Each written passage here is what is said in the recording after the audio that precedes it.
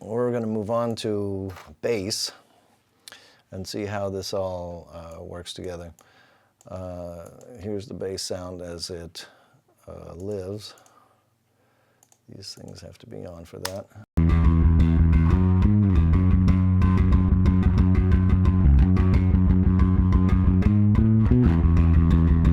As you can tell, it's not super low tuning. I think it's just like a drop D or something like that. It's one of the things about Brendan. He likes the sound of Les Paul into a Marshall, which is not very typical for a death metal band, but we certainly have been making it work, and it helps him differentiate himself from other bands out there. This bass was played by Brian Beller, bass player extraordinaire. Plays with his fingers. Here's what would be the DI track.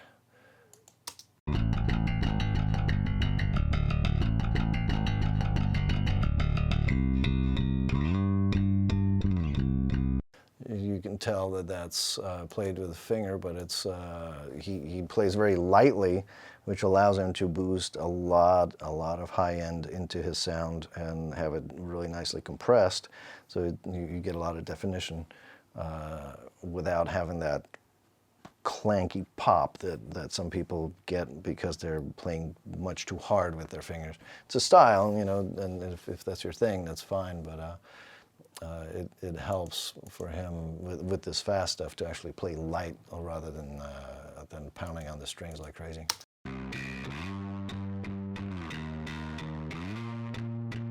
So he has that distortion sound along with it. This is without any effects, EQ or compression.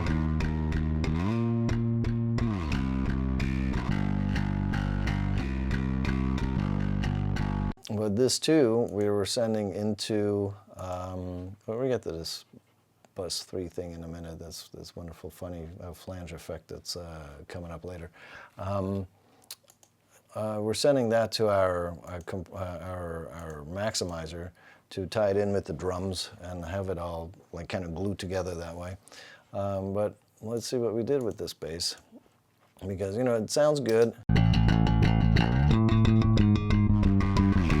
Does it, you know, will it cut through enough in the mix, and is it low-endy enough or whatever?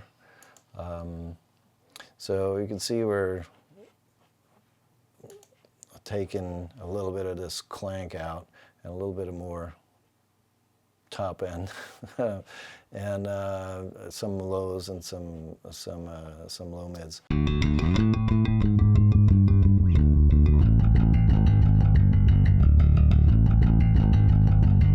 This one's just EQ and compression to smooth this out and give it a little more girth, and even more compression.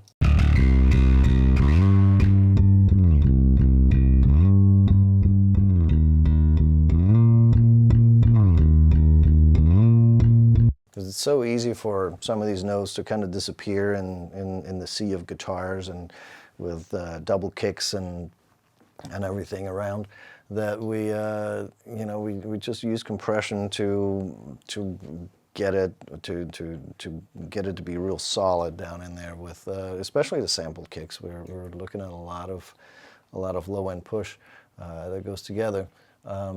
The distortion track, we're just using a bit of it to give it a little bit more.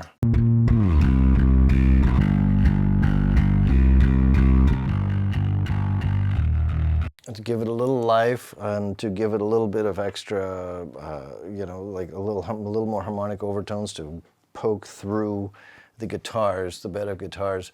But here's the interesting thing about it is like the low end of the bass, like the lows of the bass and the kicks and the guitars, they all have to work together, and so do the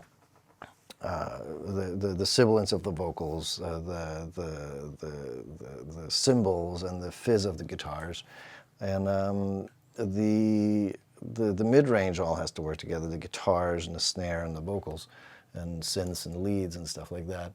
And so I don't ever really do this, but I'm just using it as to illustrate a point. I set up this. I have this this multiband compressor here to show us the three sections, the three sonic bands that I feel things have to work in. All of them together, they don't really do anything. As you can see, each one of them, aside from this one, they're all on, they're all like set to no compression, basically. But if you solo this low end guy here,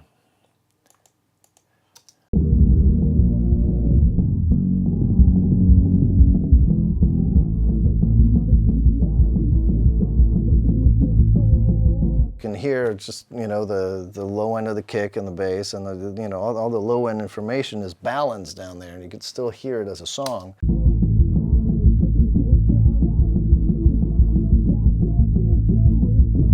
It kind of sounds like you're hearing something through a door, maybe, but it's still like the song. It still makes sense to you, even though you can't hear anything else besides this low stuff from 300 hertz down. Let's listen to the high bit here. So this.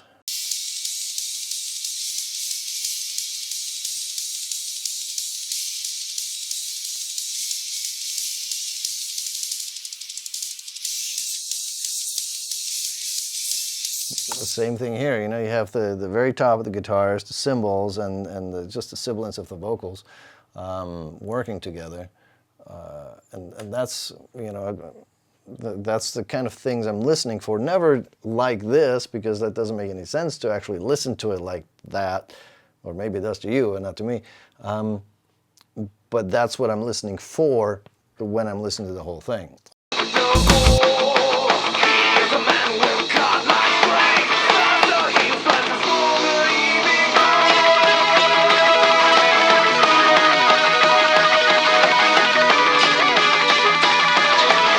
In there, in that section, we hear like a little bit of the bass in there. We hear all this guitar and vocal and snare stuff, and some of the attack of the kick.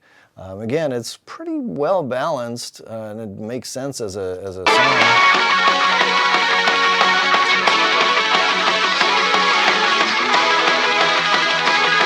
And obviously, you know, maybe this simulates some kind of terrible playback system or something, but when we listen to all of it together, those three pieces together, you can kind of tell, you know, what we're listening for, what we're going after.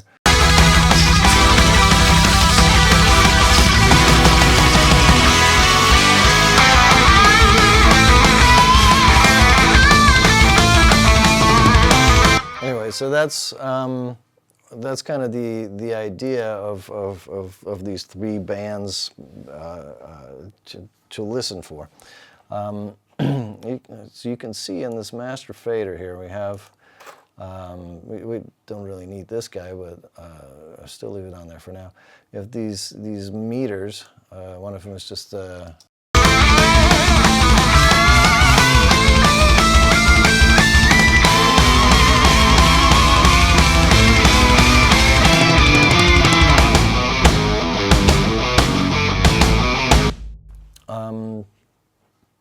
I use them sometimes just to, it's kind of, I call it mix by numbers. It helps me verify that what I'm hearing is what I'm actually hearing, and that I'm not making things up. Like when you go, oh, this sounds really awesome, and you look at it, you're like, that should not be sounding this good, and maybe got some ear fatigue going on or something, and it's just kind of like a little crutch. And they do come in handy, or, you know, for phasing things and things like that. So I have that across but you know, they don't have to be there. I do glue everything together with this stereo SSL compressor from the olden days. It's not always this one. Sometimes I use a UAD 33609, or sometimes the isotope ones. It just depends on the flavor that I'm going for at the time. It's, you know, everybody's got favorite compressors and plugins for whatever thing. This one is an old standard, gold standard. You know, it still is in use over here in the wilderness. One thing that I learned over the years is not to have too much level going into the stereo fader. It presents kind of a unique problem because you're sending mixes out for people to listen to and critique, and you kind of want to be in the ballpark level-wise. So you do want to send them a loud enough mix that they don't go, what happened? At the same time, the mastering guys, they don't want to have crammed stereo mixes because it doesn't let them do anything anymore. So I don't do this exactly like this anymore. I still use these kind of guys here, but what I do now is at the very end I put in a just be-all end-all limiter, usually this one. And what I do is I set it up to no gain and to true peak reduction, and this is just my final guy. Then this guy here can do its job for playback purposes, to approximate a mastering level. But when time comes, I can just turn this off and my level will drop down a bit, and the mastering guy will be happy. I don't have to go chase faders or settings on the stuff, and I can just use this guy here.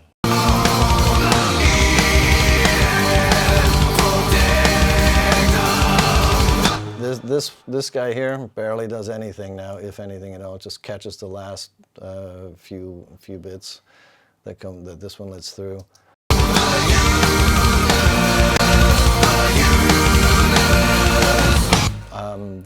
The reason this is happening this way is because I didn't actually set it up as such. So in theory, it would be something like this.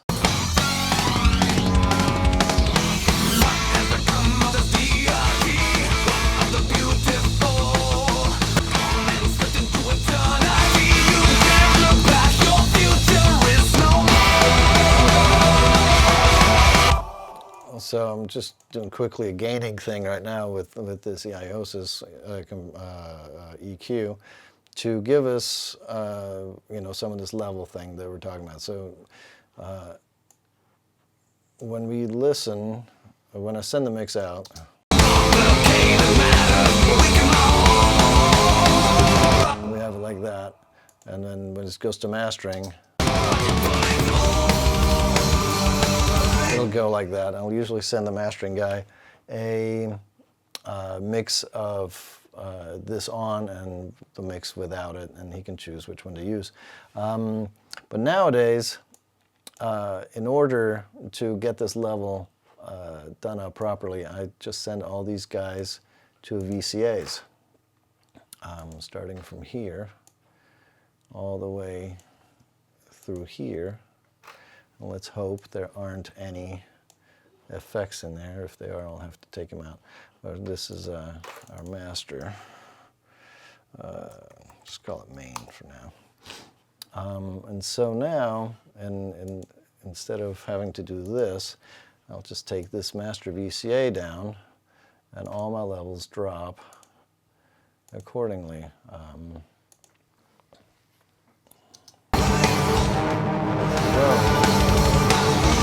What is that now? That's exciting.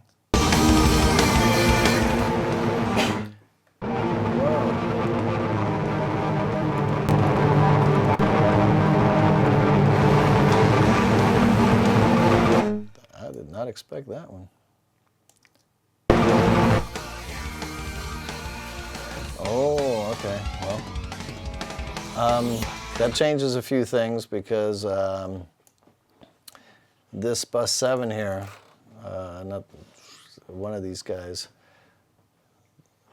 is going, whatever's in here, this bus 11 needs to also go to the VCA in order for it to be a happy camper, because that is obviously being sent pre-level.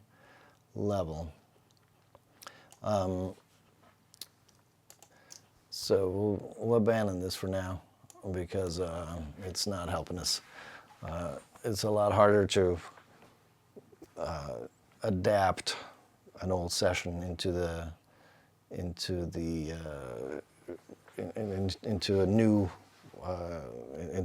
updated version of a program, and do some things that, you know, I'd have to work a little bit longer at it. Because this was originally done in Logic 9 or Logic 10, not the very latest update that fixes a few things, but the main thing is that those VCAs can come in really handy to quickly get a handle on levels without having to, you know, take entire sections of faders down. You could call these kick and snare, and just have all the kicks and snares on here, and take all the other guys off, and maybe make these into toms. Come on. Create a new one for the toms.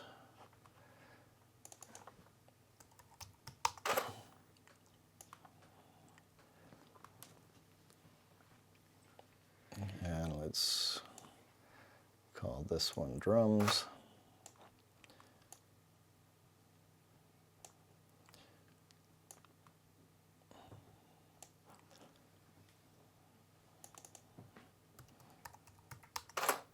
And we'll turn the other ones off for now,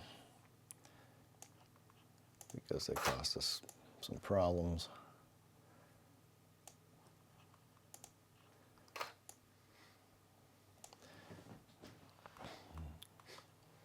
So now,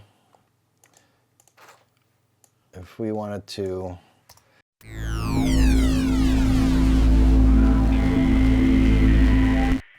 find out what this whole thing would sound like with just taking all the drums down a little bit by a dB or two, we just do that easily right here. I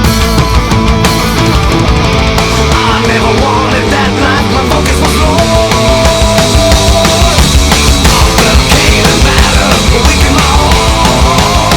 And we're back to normal. So the VCAs can come in really handy for that sort of thing, and I do use them to gain my my stereo bus properly. This guy has to come down, and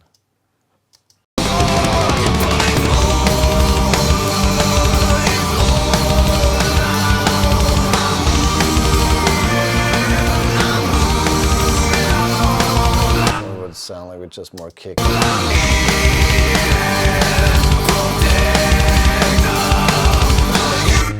Anyway, so there's that. That was my quick detour into VCAs after the attempt at going to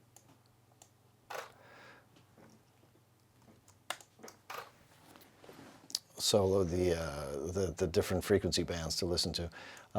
Here's how the drums and the bass are sounding together.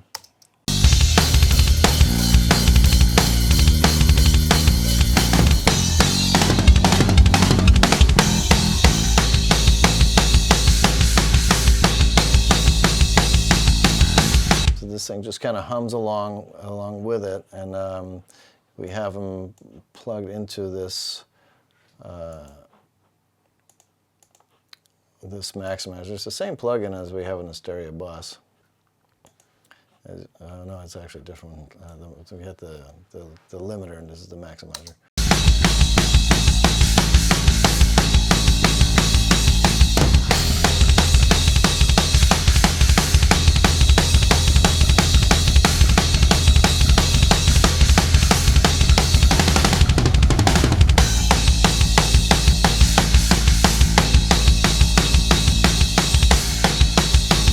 kind of lifts the bass up a little bit and puts it in with the kicks.